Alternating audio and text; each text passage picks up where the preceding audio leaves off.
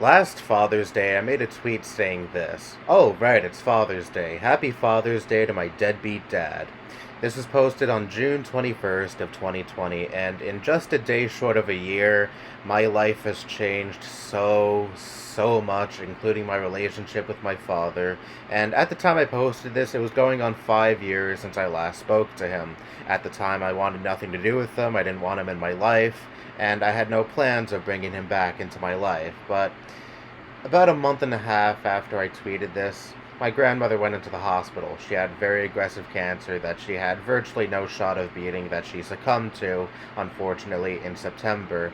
She technically didn't die of the cancer, she died of organ failure. She was attached to a ventilator for a month, she was on a hospital bed for a month, but pretty much she wouldn't have been in the hospital if she didn't have the cancer, and thus she wouldn't have died of organ failure, so I still consider her dying. I still consider her death attributed to the cancer. Anyway, it really changed my perspective on a lot of things that month she was in the hospital.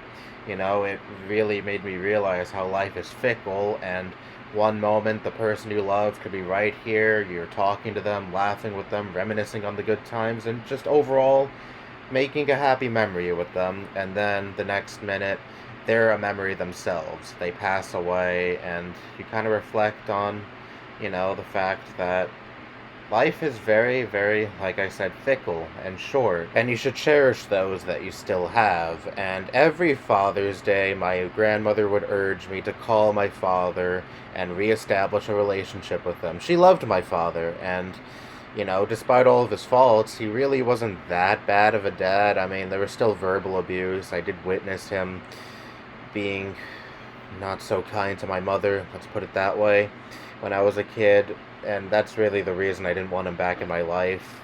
And plus, when him and my mom were battling in court some years ago, back when I was in middle school, I would have to talk to him on a weekly basis on the phone because that's how the court set things up. And let's just say he wasn't very nice to me in those conversations, so that was even more reason not to bring him back into my life. But my grandmother still saw the good in him, and she wanted me to reconnect with him. And even on her last Father's Day, she was telling me to call my father, reestablish a relationship with him, and I told her no, that is never going to happen. I don't want him back in my life, and nothing is going to change that. But then that event occurred, and again, it has changed my perspective on so many things, and I was like, you know what, fuck it. She's dead. I'll call my father because I know my father loved her, and I know she loved him, and I feel like he deserves to know that she is gone. So I called him the day she died, and I told him that she died, and I didn't know how this conversation would go. I thought it would go like, the times I spoke to him in middle school, very ugly. He would call me horrible names, say horrible things about my mother, and say horrible things about those who live around me, excluding my grandmother. So I was like, if this goes south, I'll just tell him my grandmother died, and that's it. I'll be like, talk to you again in another 5 years, or whatever the fuck. But he was so happy to hear from me, and we had a very pleasant conversation for about an hour the day she died. We were reminiscing about her, and we were just catching up on things, and I was like, is he really that bad of a guy? Did he really deserve being ousted out of my life for 5 years at this point? After our first conversation in 5 years went well, he called my mom. They were able to patch things up. He expressed his condolences. They were catching up on things, and for the first time in a very long time, they weren't antagonistic towards each other. They were having a pleasant conversation, exactly what my grandmother wanted, because she hated seeing the antagonistic relationship my mom and my dad had. She really wanted them to patch things up as well and reconnect with each other and not get back together per se, but at least have a friendly relationship with each other. And that is exactly what's going on now. They talk on a regular basis. He already has a girlfriend. He has a whole different life up in Buffalo. They talked purely on a friendly level, but my grandmother would be happy with just that. She just wanted them to speak again. She just wanted them to have a friendly relationship again and not see each other as enemies.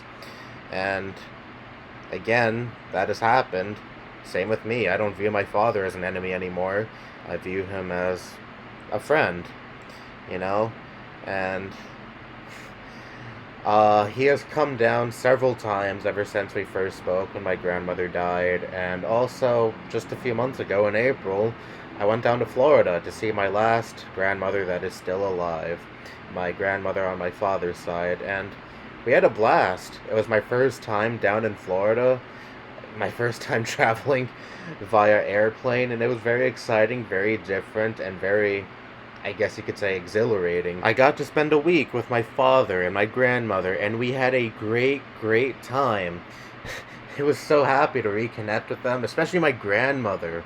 Like, she was never bad to me. I never had any ill will towards her, but I genuinely thought, prior to my grandmother on my mom's side dying, I genuinely thought that I probably would never speak to her again, never see her again. I didn't even know if she was dead or alive before, I got back in touch with my father. But thank God she is, and we can reestablish a relationship and make up for the lost time. And despite her living all the way down in Florida, we talk to each other on a regular basis through phone, and she actually did retain hope all this time that I would eventually reconnect with my father and reach out to him. And admittedly, my father did lose hope. He was like, yeah, I'll probably never hear from or see my son again. And that was a fact he kind of came to accept at one point, and she never lost that hope.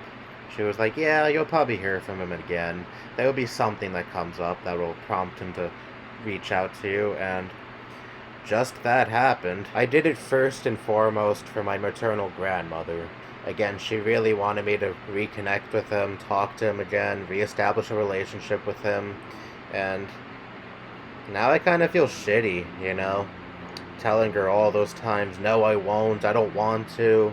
And only after her death, I finally realized that, life is finite, the people around you are finite, and, you may as well make the best of it and, have them as close to you as possible while they're still here until before it is too late. Because what if he died and we never reestablished a relationship with each other?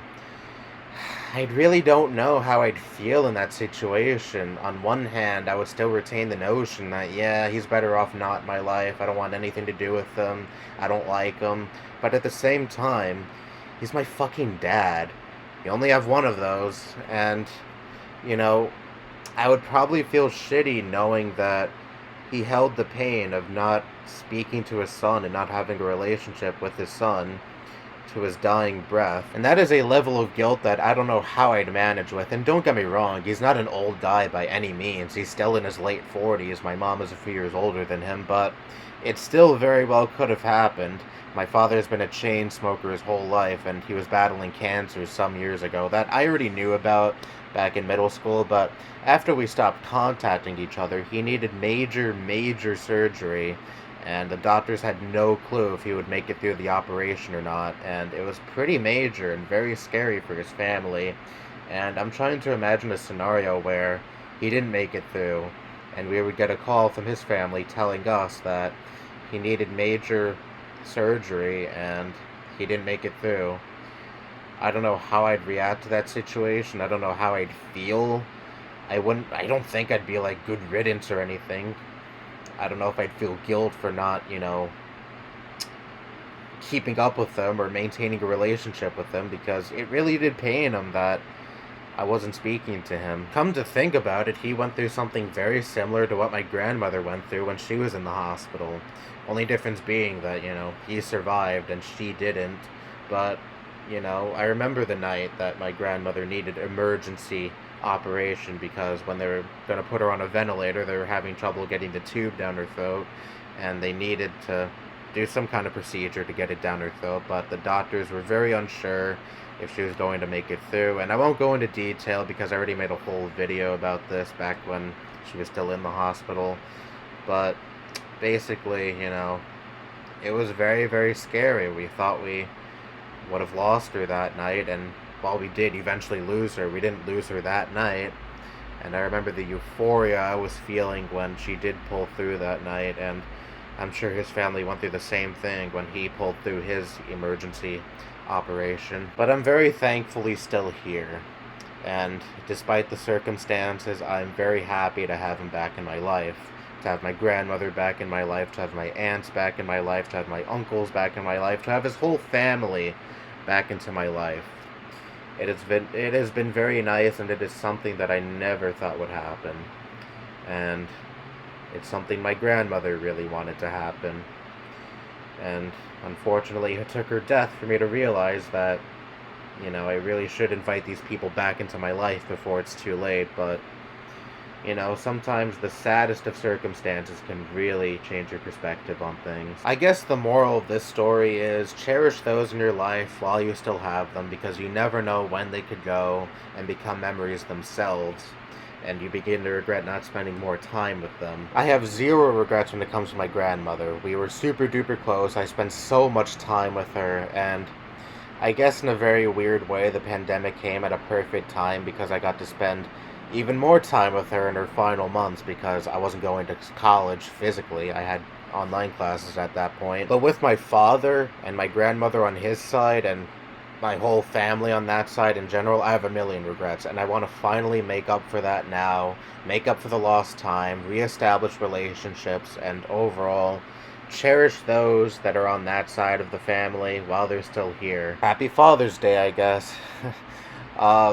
I don't know the connection you, the viewer, have with your father, but if you're in a similar situation I was in just a year ago, and you may feel like reaching out to your father might make a net positive in your life, absolutely go for it.